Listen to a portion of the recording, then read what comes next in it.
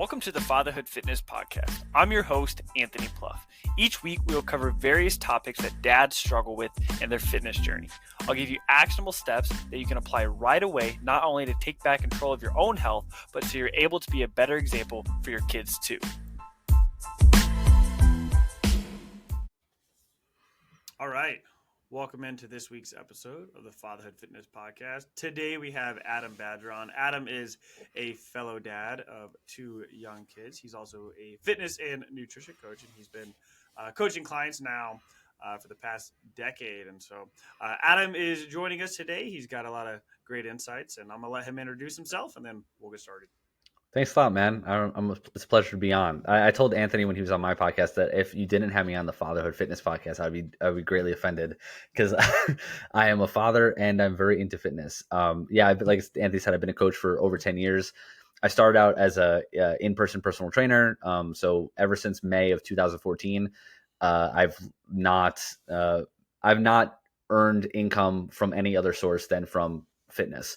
So I started off coaching clients in person. I did that 100% in person for the first 4 years. Then I started my own business in 2018, which was primarily in person. I was doing like some online stuff on the side, like nutrition coaching and doing some group challenges, things like that. And then in 2021 actually is when I really invested a lot of time and money into building my online business. And now it's kind of flipped where most of my income comes from online coaching, and I still have a small amount of in-person coaching that I do just with some loyal clients who have been with me a long time. So just a lot of experience. I hate to say I've worked with like thousands of people, but it's probably close to that when you include group challenges, online clients, in-person clients, coaching group classes. I've definitely interacted with hundreds, if not 1,000 people in my lifetime. So in terms of I was the person they were going to for fitness or nutrition advice. So I definitely feel like I am able to help people with this stuff. Yeah, that's awesome. And last week, I think it was last week, I was actually on Adam's podcast, and we had a really great discussion there. And there was a couple things that he brought up there, and I thought were pretty cool topics that I wanted to mention today. And we tried to get this episode out here before Thanksgiving, and so you can kind of apply some of the things that he's going to be teaching us today. But one of the concepts that he mentioned last week was about kind of what you do if you're consistent. And you correct me, I'm not going to explain this very well, but you talked about how like what you do, kind of every once in a while really doesn't matter if like what you're doing consistently, right, is going to be for your goals and stuff. And you talked about, I think it was the frequency, the frequency and flexibility chart. Yes, frequency and flexibility chart. And so I'm gonna let you explain that, and then we can go from there. I love that as Fatherhood Fitness frequency flexibility chart. Right? So. I'm gonna So basically, and it's funny, I was putting together, this was earlier this year at some point, I was putting together like a free restaurant guide, which is basically like a guide to eating out and staying healthy. And while I was trying to, and this is something that I've been explaining to my clients for years, but when you're, me and Anthony were talking before we started recording, just like how, when you have your own business, you have to learn a little bit about marketing, stuff like that. So coming up with names, especially names that have alliteration, is sometimes very helpful. So I was trying to explain this in the guide, and it was basically I narrowed it down to one page, a simple chart, and it was the frequency and flexibility chart, which basically means when it comes to behaviors that you would normally quantify as like off track, the more frequent they are, the less flexible you can be with your approach. And the less frequent they are, the more flexible you can be with your approach. So for this example, we're talking about eating out. If you're eating out at a restaurant or takeout, and you're doing that 1 to 2 times per week, which is 4 to 8 times per month, which is, definitely a very generous amount of time, you can be really flexible with your choices. Like you don't have to worry about tracking it perfectly. You don't have to worry too much about how many calories are in the meal because it's happening so infrequently. But if you're eating out 3-4 times a week, now we have to have some strategy there. We can't be as flexible. We can't just eat whatever we want and not worry about the calories if we're doing it 3 or 4 times a week. If you're going above that with eating out, then it's not about whether or not you should be flexible. It's about we probably need to change the habit of eating out. Now you can take this and you can apply it to literally anything else. You can apply it to vacations, traveling, holidays, special occasions. How frequently are they happening is going to dictate how flexible you can be. So if you're someone who qualifies any 3-day weekend, any acquaintance's birthday as a special occasion, then you can't be as flexible with how you treat special occasions when it comes to food, right? But when you take something like Thanksgiving is one day out of the year.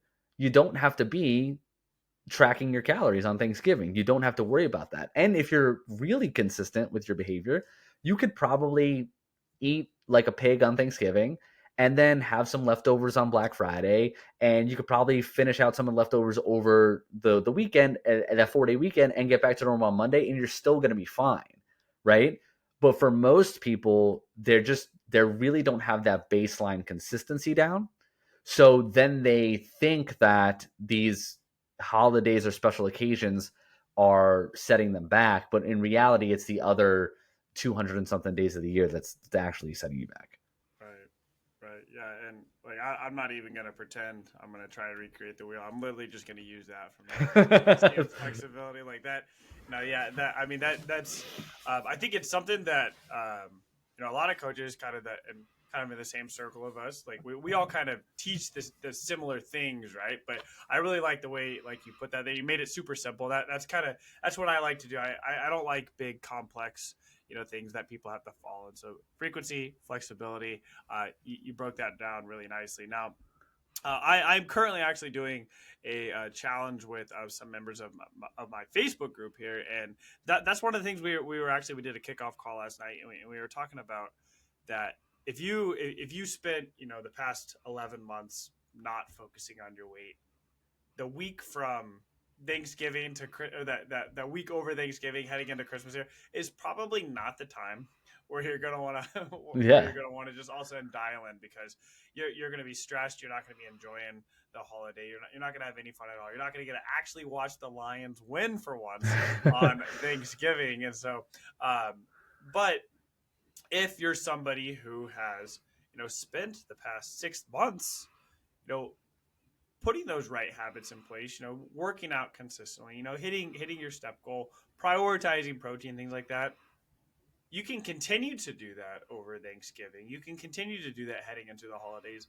But if you want to enjoy a couple pieces of pie, extra, come Monday, you're going to be right back into your routine. And so I really like that, because what you do most of the time, right, is going to lead to your results. And unfortunately, if you're not happy with where you are right now, if we look at your decisions you've made, they probably fall into that more frequent category, right? Where these eating a bag of chips at night, no big deal. Eating a bag of chips every night, that starts to become a big deal, right? And so with Thanksgiving, what are some for somebody who maybe hasn't kind of had these habits in place, somebody who hasn't made fitness quite a lifestyle yet, what are some tips you would have for them if they're starting tomorrow?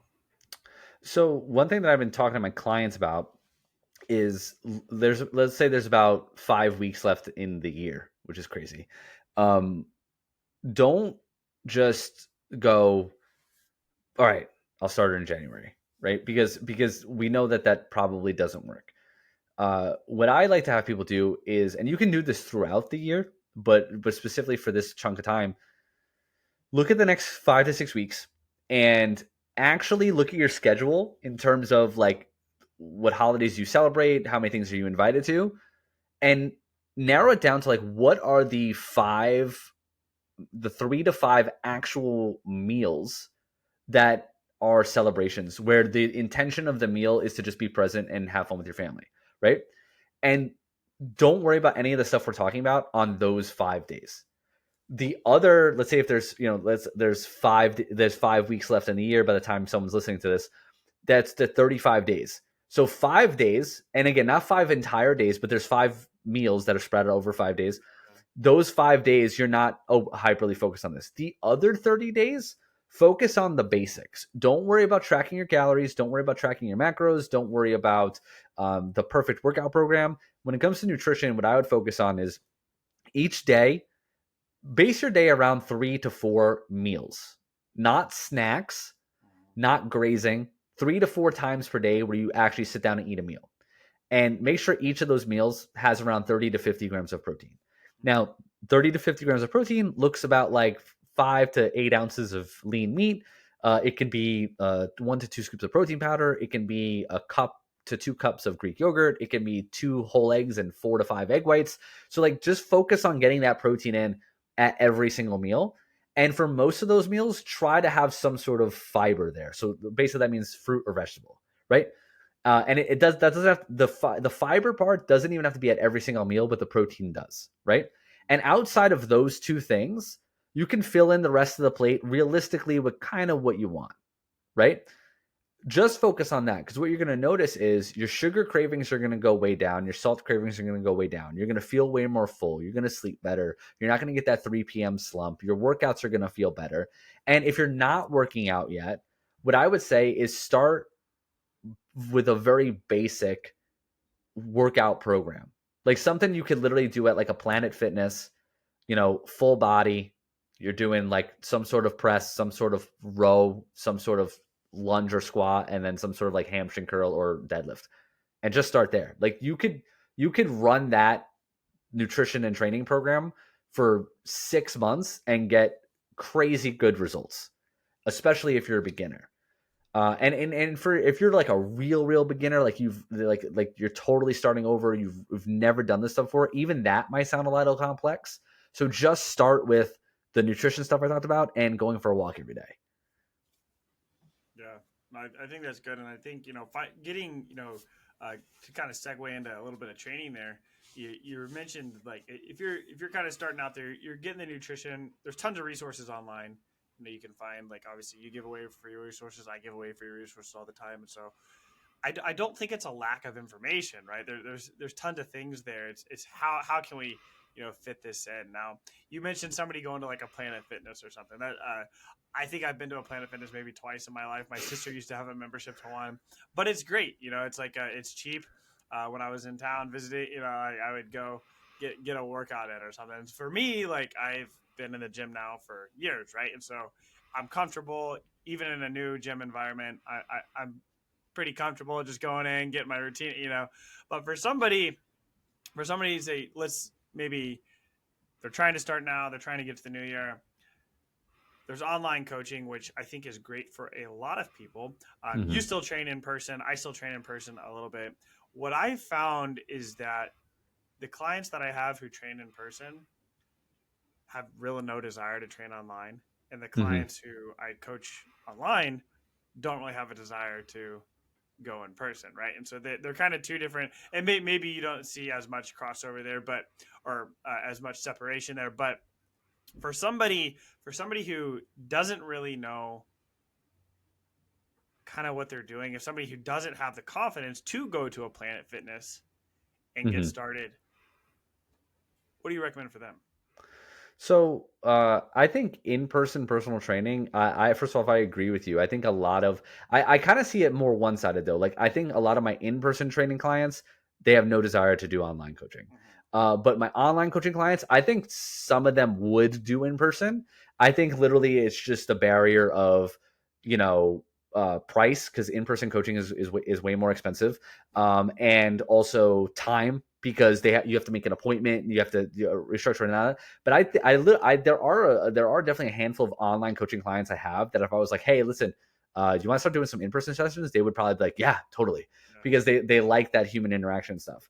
But the fact is I think personal training is very valuable, but it also is, it's expensive, right? You're paying, probably $60 to $80 per session. And if you're working with a good personal trainer or someone who's willing to maybe give you some workouts to do on your own, maybe you could get by with one session a week and then do some workouts on your own.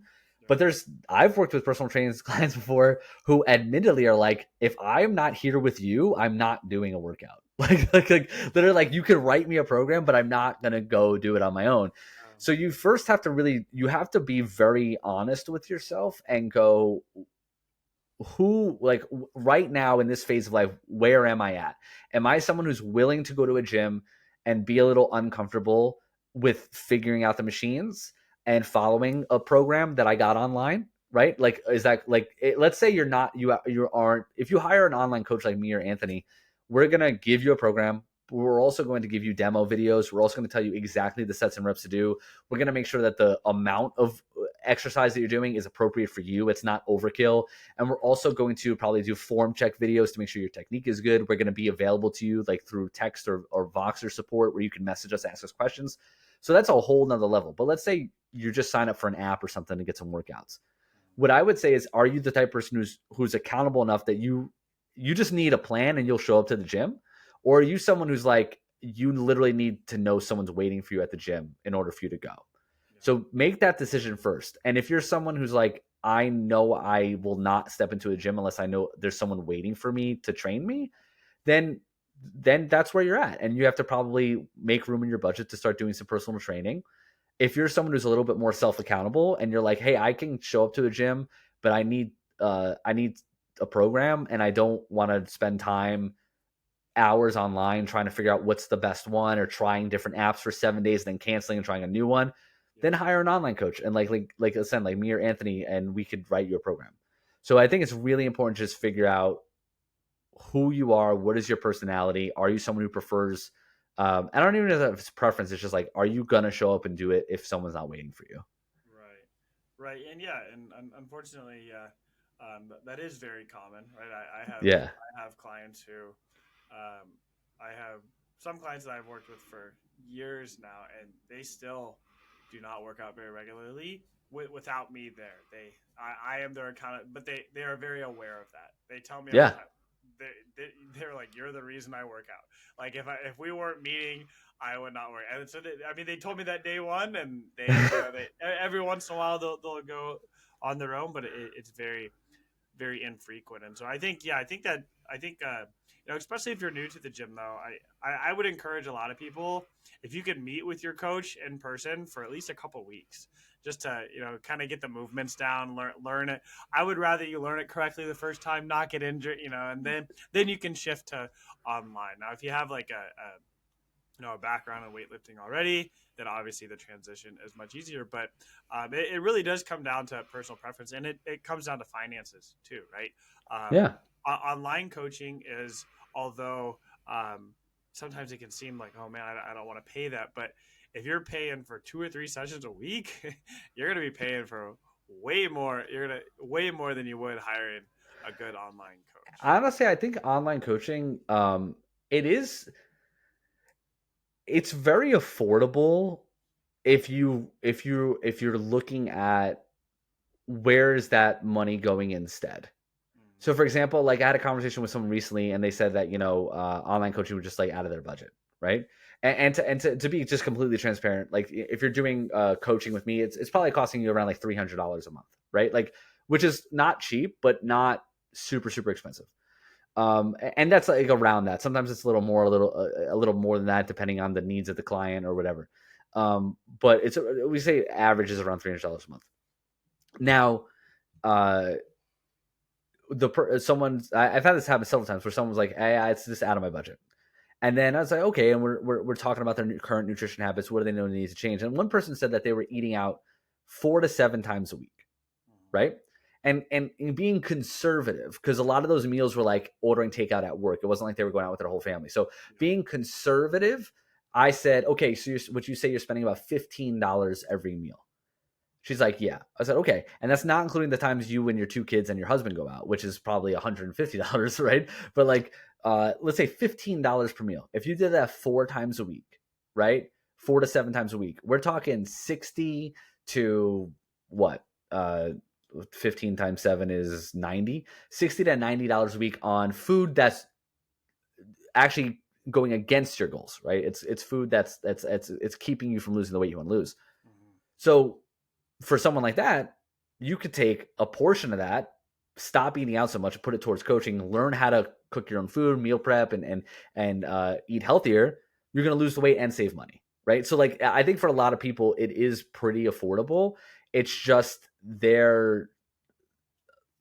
And this is something I hope changes in the future, is people look at fitness and they're like, oh, this is like getting Botox or something. Like, it's like this elective thing that like, if I had the money, I would do that. Right. But it's like, no, it's not getting Botox. Like, this is actually changing your health and your personality, your identity from inside and out. It's making you feel more confident. It's improving your blood pressure. It's extending your lifespan. It's improving your quality of life.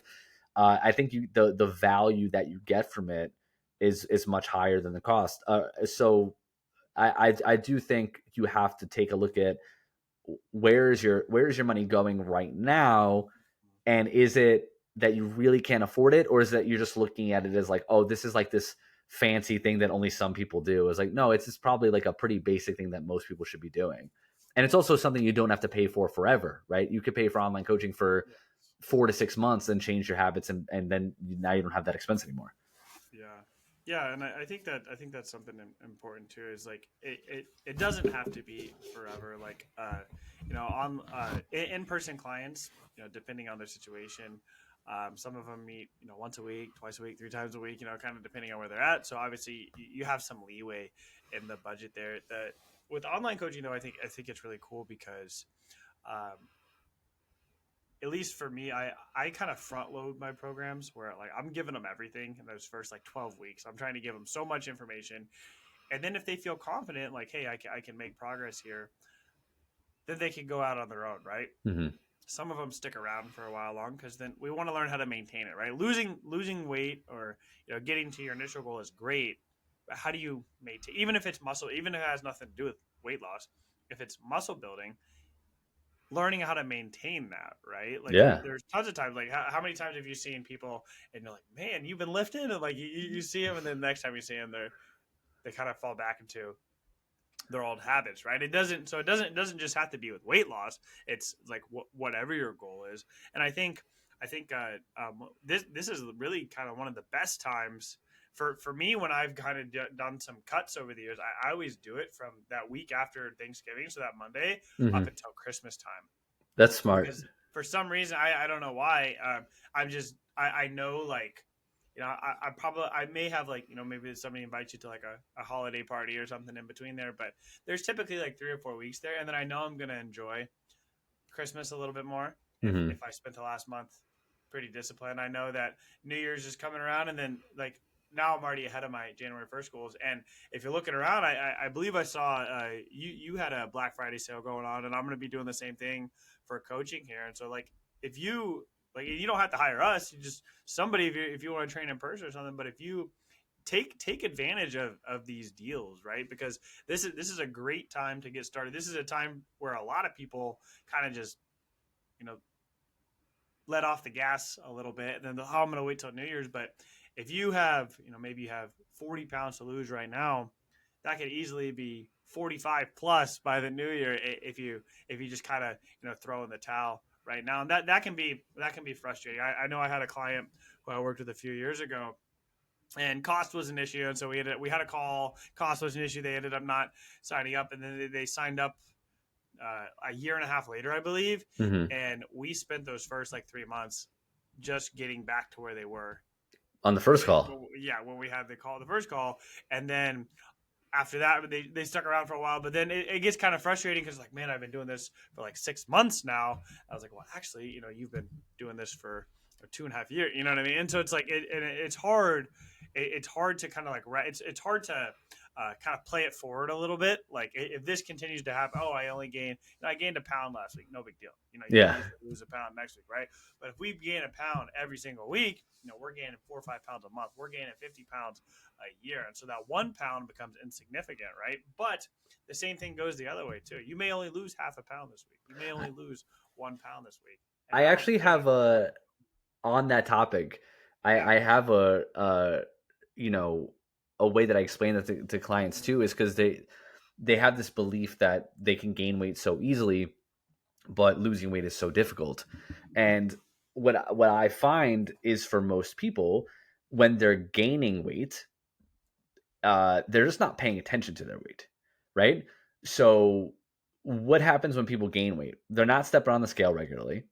Your workouts are maybe, you know, meh, or maybe you are trying to push hard in the workouts, but the diet is all over the place, whatever it is. But like, you're not paying attention to your weight. Workouts aren't amazing. You're kind of eating freely. So time goes by way faster in that circumstance because you're just kind of going through the motions. Oh, today was a rough day. Let's order a pizza. Oh, I'm going to have a couple beers. It's just way more relaxed. And to be completely honest with you, yeah, it's probably way more fun because like you're just eating whatever you want to eat. You're not working out as hard or at all. You're not stepping on the scale, so you don't have that accountability there. Yeah. And you gain a pound a week over 6 months. So you gain 25 pounds. Then you step on the scale, you realize you're 25 pounds overweight, you freak out, you sign up for a coach or something like that, or a program, you decide you're going to start a diet, and now you're hyper focused on your weight. You're weighing yourself daily or weekly. You're making these big changes. You're focusing on your food, you're focusing on your workouts. So now it feels like time is moving slower. But in reality, you're losing weight at the same rate that you gained it. It's just you weren't focused on your weight. So I think for a lot of people, they could benefit from. And I know it sounds biased because I'm a coach, but like if you could benefit a ton if you go into it and go, I'm going to work with a coach for 12 months. For 12 months, for an entire calendar year, we're going to go through the summer, the holidays, back to school season, we're just going to go through every ebb and flow of 12 months that I normally go through. And I'm not going to set a goal of what I have to accomplish. I'm just going to go into this I'm going to spend the next year changing my habits. If more people did that, I think more people would see way more success with their fitness goals because you'll start to realize that, weight loss and weight gain take the same amount of time. It's going to ebb and flow. And if you just commit to it, like this year, this is my focus, is getting my health on track. And you choose one approach and you actually stick to it for 12 months, your life will completely change. But again, it has to be something that's sustainable for 12 months. You can't be like, I'm going to do carnivore for 12 months and like actually like commit to learning, like you're taking a college course or something like that. Yeah. It completely changes the experience. And I have that talk with clients all the time where I just had to talk with a client last week because she was sick. And so she didn't get her workouts in. Her nutrition wasn't great. And she's like, I just feel like I failed. I said, yeah, you feel like you failed because you signed up with me 2 weeks ago. And now in your mind, you're like, oh, well, I wasted a whole week with my coach. I'm planning on working with him for, 4 months. So this is 1/16 of my entire coach. I'm like, yeah, you got to get that out of your head. This has to be a learning experience where we're if you're going to get this discouraged every time you get sick, now you're just setting yourself up for a frustration all year long because you're probably going to get sick again. You're probably going to miss a week at the gym again at some point. But you got to get out of your mind of like, I signed up with a coach. I got to be on point because that's what sets you up for disappointment. Right, and that's where I always like zooming out too. I always like I love. I don't know which app you use for your clients, but in my training app, we've got like the weight scale and everything, and it's got like the week, the month, the 3 month, the 6 month. So Yeah. I have clients like track. I look at tracking of things just data, right? It's just information. The more information we have, the better we can make a decision moving forward there. And so I like looking at, because we look at like the month and like, oh, like it only went down like a pound here or something. Oh, the weight on the barbell only went up this much. But if we zoom out to like 6 months, it's like, oh my gosh. Like, it's so like, I love like the more data for me, the better, because it's unbiased. We can look at it and just be like, yeah, like here's what we know. Here's how we can move forward, right? So I had that up with a client actually today where I was just kind of like checking up on her stats and and I zoomed out and I was like, she's down 20 pounds. Yeah. It's like I was like, but like you forget because it does happen like in increments and it goes up and sometimes it'll plateau. And she was someone who like over the last couple of months has had some stress in her life, was transitioning to a new job and didn't feel like she was being as consistent. So I was like, I zoomed out for a second. I was like, you're down 20 pounds in 6 months. I'm like, and she's not someone who's very overweight. She was someone who's like, wanted to like lean up and get in better shape. So it is very important to sometimes zoom out and go, oh yeah, I am making a ton of progress. It's just, week to week, it can be like, fluctuate. Right. Well, I know, Adam, I know you have you gotta hop on another call here, and so before I let you go though, what's one just kind of action tip? What's one thing that the listeners can kind of put into action this week heading into Thanksgiving? Ooh, that's a tough question. One thing to focus on. Yeah. I would say simplicity. Like, keep it simple, basics. Don't, and that's a lot of words, but like I would say, whenever you're confused about nutrition or training, just think basic. The more basic, the better it is.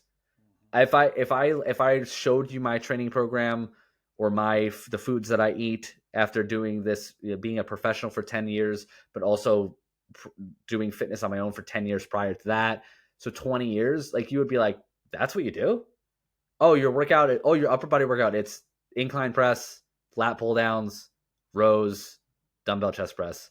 No. That's the whole workout, right? Oh, what's your diet? Oh, you eat eggs, you eat protein powder, you eat oatmeal, you eat rice. Like, just, if it sounds complex, that should be a sign that, okay, I should probably not go with that approach. Just that's my word, is basics. Keep it basic. Love it. Awesome. Well, I appreciate you coming on. Where can people find you at? At Badger Strength on Instagram. My website is badgerstrength.com. And my podcast is called Talkin' Fit with Adam Badger. And Anthony was on a recent episode there as well. So any of those resources, any of those places would be a great place to go if you want to get more info. All right, awesome. I'll get all the information from you, and I'll put it in the show notes. But thanks for coming on, man, and hope you and your family have a great Thanksgiving. You too, man. Thank you. That concludes this episode of the Fatherhood Fitness Podcast. Thank you for those of you who took time out of your busy schedules to listen. If you have any questions or comments or an idea for a topic for a future episode, please feel free to reach out, and I'd love to hear from you.